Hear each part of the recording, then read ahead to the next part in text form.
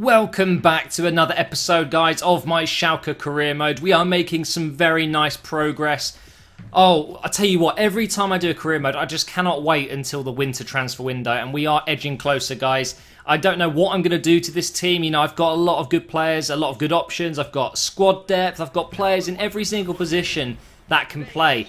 I don't know if I'm ready, though. I don't think I feel like maybe just one or two more improvements could make this team perfect.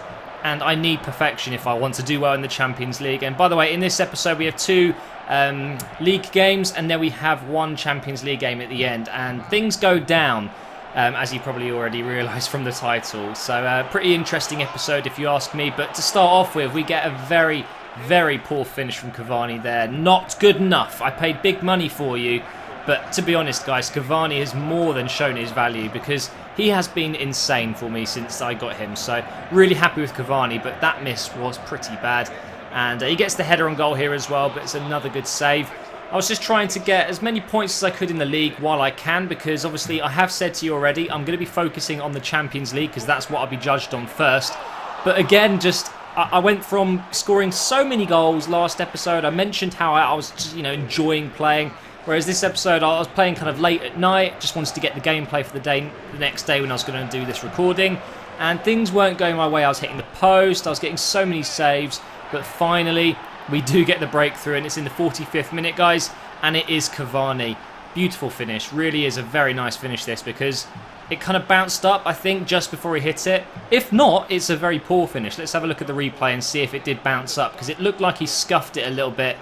Actually, I think that's just a very lucky finish, if I'm honest. It looked better when I scored it. I thought maybe the ball bobbled around a little bit and he just clipped it in. Either way, it's a goal. I don't care. 1-0. Now we go into the second half, guys. They were trying to get back in this game, but we were defending very well indeed. And Roberto Firmino in some great form, like I mentioned in the last few episodes. He's really been doing well for me. Pulls off a great save. The keeper pulls off a great save from this amazing shot. This is such a powerful near post shot, and not many keepers would save those, but very, very nice save indeed. And then he whips in the resulting corner, almost, and I say almost, getting on the end of that as well. But that was pretty much it until the 90th minute, guys. They had a few attempts towards the second half, but nothing really worth showing you until this point here in the 90th minute. With 2 minutes added time, I thought of the worst. I thought, oh yeah, here we go. But luckily enough, they overhit the cross. It goes out for a throw, and then Drax is going to grab the ball, flick it past, and the referee will blow the whistle. So a 1-0 victory, pretty good. But one thing I regret with this game is I played a lot of my stronger players. So hopefully their fitness levels will be okay for the next few games. But now it's time to play Firmino's old club, and he's going to make his debut against them, if you know what I mean. Should be interesting to see if he can play well.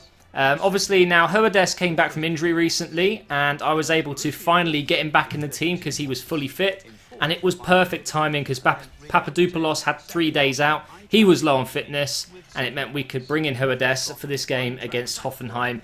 And it does mean though that Ihan is going to kind of end the run of games he's been having. But I promise you guys, I'll be using him a lot in the next few episodes, and I do actually use him in this episode again as well, because he is so, so good.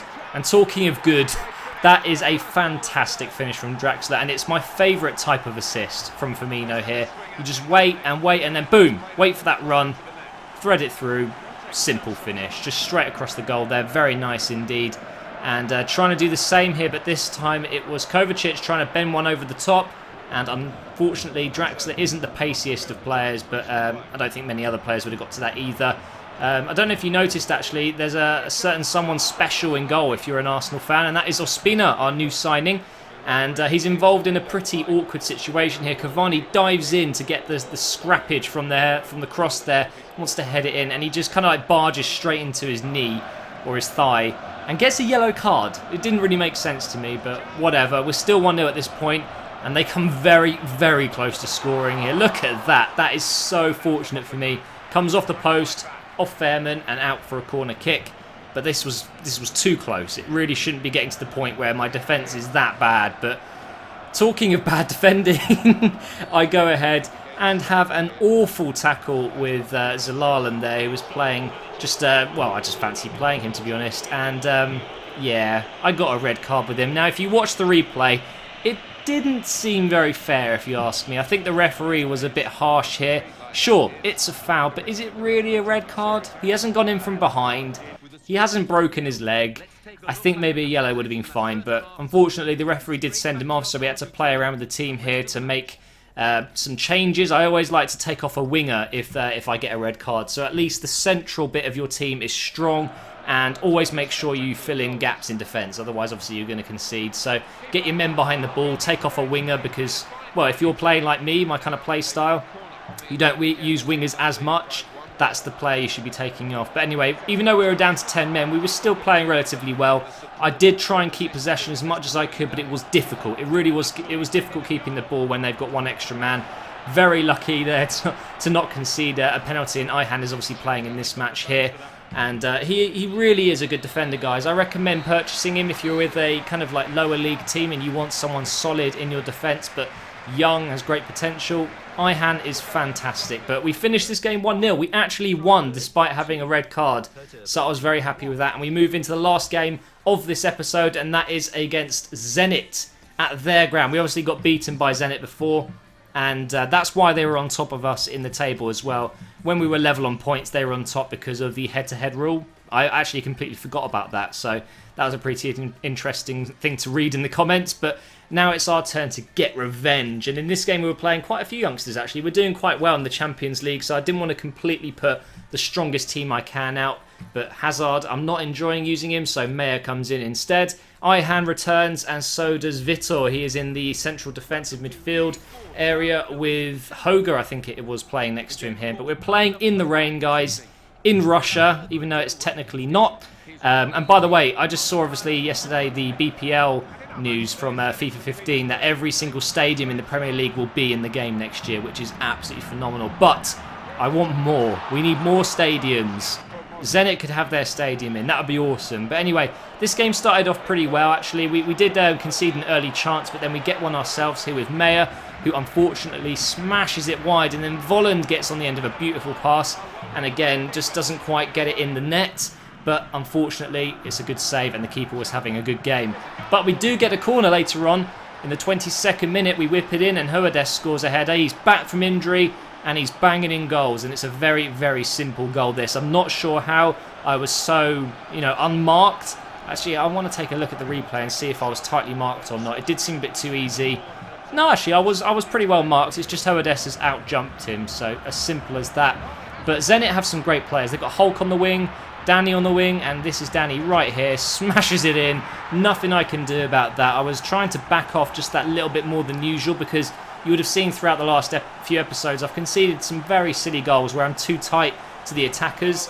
So I decided to get Uchida here and just kind of back off a little bit and then try and block it. And unfortunately, it didn't work. So I don't know how I'm going to try and fix this issue I'm having with defending. But this is how not to defend, guys. And this is how to get another red card. Well done, Matt. Well done. Unfortunately, it's Ihan as well. But you know what? I'd rather he went off than Hoades, put it that way. But it did mean that Hulk was going to step up to take this penalty, and he doesn't miss them very often. He just powers it down the middle. And Zila looks red-faced. That was a pretty terrible free kick penalty, to be honest. Just down the middle, bit boring. And sometimes I often just think, I'm going to stay in the middle from now on forever. You're going to save some at least, aren't you? But obviously that red card again meant I had to play around the team and change formation. We went with the 3-1-4-2 and shuffled around the midfield there. Brought on Papadopoulos, so we had a three at the back, Kolasinac, Hoades and Papadopoulos. And it meant up front we had Cavani and Choupo-Moting. And I really wanted to see how that combination would work, because obviously Choupo-Moting can play as a striker. But being at 10 man, one man down against a European side like Zenit, a very good, strong side, things were never going to go well, and I just conceded the most AIDS-ridden goal I think I've conceded so far this season. And I've conceded a few of those, and it did mean they scored their third goal. That was it. There was no chance of getting back in this game, and we lost 3-1, so a bit of a shame. Let's take a look at the league table, because it's a positive thing. We've got some good news, guys. We are actually top of the league by a point there, so hopefully in the next few games we can retain that. Being first is not easy in the Bundesliga, so I'm really happy about that. And here's Group H in the Champions Cup. We are in third place, so I have to win the next game, and it's against Man City. Absolutely mental. But thank you for all the support recently, guys. I'd really appreciate a like on this video, and I will see you next time.